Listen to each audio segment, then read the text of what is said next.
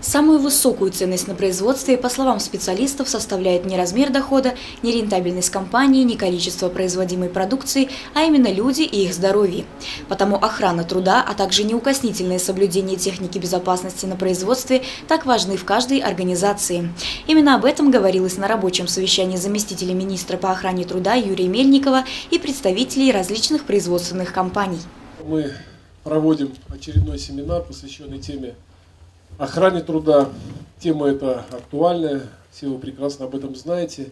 И с учетом той статистики, которая негативной, отрицательной статистики, которая была в 2016 году по теме производственного травматизма и теми изменениями в законодательстве, которые планируется внести, начиная с Трудового кодекса, изменяется целый раздел, и заканчивая уже подзаконными нормативно-правовыми актами. Я думаю, что мы немного этой темы в дальнейшем коснемся. Еще одним из гостей семинара по охране труда стал Валерий Апокин, заместитель председателя Федерации профсоюзов Республики Башкортостан. Действительно, вы знаете, достаточно много мы с вами уже умеем в вопросах регулирования оплаты труда, в вопросах социальных гарантий. И не все получается, но, по крайней мере, технологии, как решать эти вопросы, мы знаем. И, к сожалению, очень много проблем возникает как раз в области безопасности труда. Это та область, в которой трудно поправить потом ситуацию, потому что профзаболевания, тяжелые случаи, ну и, не дай бог, смертельные случаи, это уже непоправимый ущерб семье и вообще жизни человека. Поэтому в этой области действительно мы вместе с Министерством труда, Федерация профсоюзов, считаем очень полезно и нужно встречаться именно на территориях для обсуждения этих тем, этих проблем, и, может быть, на месте, чтобы показать ситуацию, как нужно из многих ситуаций выходить. Благодаря охране труда обеспечивается не только безопасность работников при исполнении ими своих обязанностей. В действительности сюда еще относят множество наиболее разнообразных мероприятий.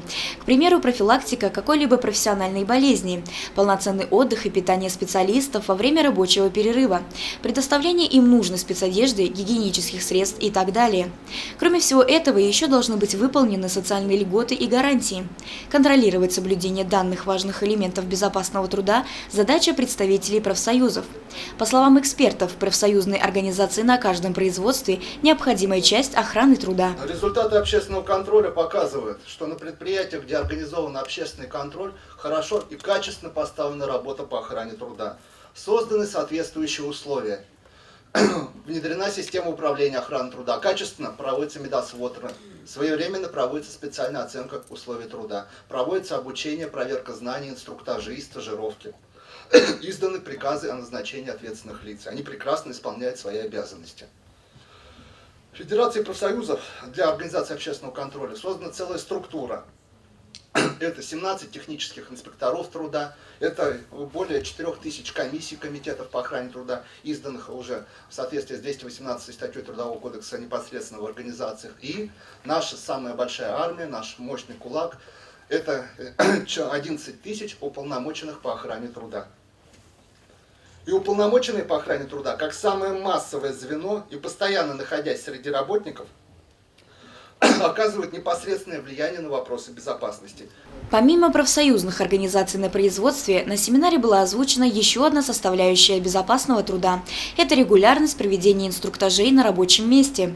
По статистике, приведенной экспертами, в большинстве случаев производственные травмы и смертельные случаи на производстве происходят именно с опытными работниками. А все потому, что мастера с большим стажем считают необязательным изучение и повторение правил безопасности. По последним случаям производственный травматизм смертельный происходит не с новичками, те, которые пришли, а с работниками, которые длительное время работают. А, как называют их руководители организации, они являются профессионалами. В том числе и случай на УГОК, это когда во время взрыва погибло 2 людей. То есть профессионалы, им уже не уделяют столько внимания. Инструктажи как, ну ладно, ты все знаешь, иди подпиши. И они этапность мы всегда говорим, 3 этапа в деле, они начинают, я уже знаю все, это 2-й этап выкину, то есть оптимизируют процесс, и ошибка и погибают.